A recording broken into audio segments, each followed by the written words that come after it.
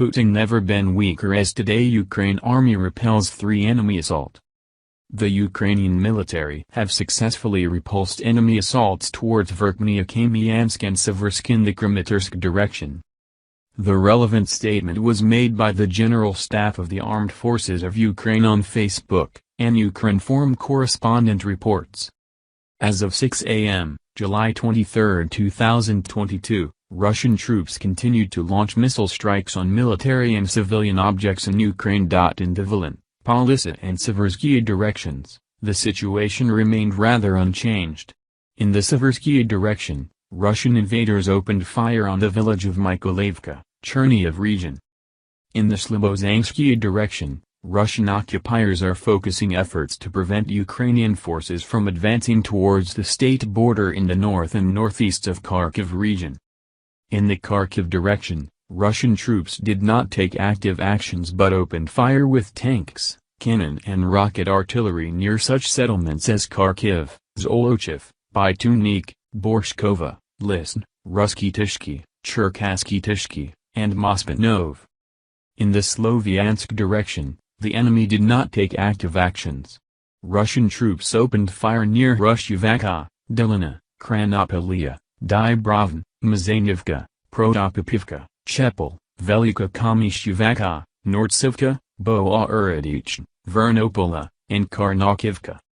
In the Kramatorsk direction, Russian invaders opened fire with tanks, cannon and rocket artillery near Verkhnyakamiansk, Starodubivka, Piskunivka, Siversk, Bilorivka, Prihorivka, Spern, and Vyamka.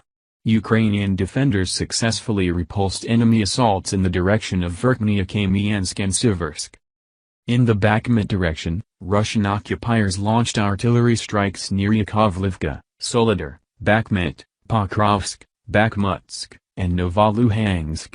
The enemy also launched air strikes near Novoluhansk.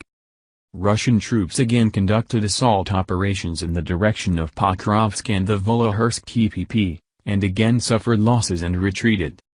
In the Avdiivka, Novopavlivka and Zaporizhzhia directions, the enemy shelling was recorded near Novobakhmutivka, Pisky, Volodar, Upitn, Vidyane, Prekistovka, Molotokmakka, Novoyakovlivka, Uspenivka, Oraikiv, Pavlivka, Novopol, Shcherbuki, Novoandriivka, and Mali Shcherbuki. Russian troops also launched air strikes near Kranorivka and Kamianka. In the southern Bug direction, Russian occupiers continue to defend the previously captured positions, focusing efforts to restrain the counteroffensive actions of the Ukrainian defense forces. The enemy opened fire with tanks, cannon and rocket artillery all over the contact line. Outside the naval bases, there are 2 enemy caliber cruise missiles carriers. Meanwhile, Ukraine's assault and combat aviation, rocket and artillery units continue to successfully strike enemy strong points, depots and personnel clusters in certain directions. Ukraine repulses 2 Russian offensives on administrative border of Luhansk region from the side of Lysychansk over the past day. The enemy alternately, and sometimes simultaneously, attacked various sections of the administrative border between Luhansk and Donetsk regions, but all the attacks were repulsed. The head of the Luhansk Regional Military Administration, Serhiy Haidai, delivered the news via Facebook, Ukrinform reports. On July 22, there were at least 2 directions of offensive by the Russians in the region. Lysychansk and the surrounding occupied villages lie dozens of kilometers along the line that the Russians have been dreaming of advancing to for the past months. They submitted relevant reports to the leadership multiple times, but the armed forces of Ukraine had other plans and until today never allowed the enemy to realize these intentions, Haidai said. According to the official, the front line in the Lysychansk direction remains very large, so the threat comes from different locations every time. Yesterday alone, the Ukrainian defenders successfully repelled the assaults in the direction of Verkhnyakamiansk and Siversk. Invaders have also become less confident in their power in recently captured towns and villages. About 10 to 15% of the population remain there. Mostly, it's the elderly people and the so-called waiting ones, pro-Russian population, Ed, but the occupiers also see enemies in them.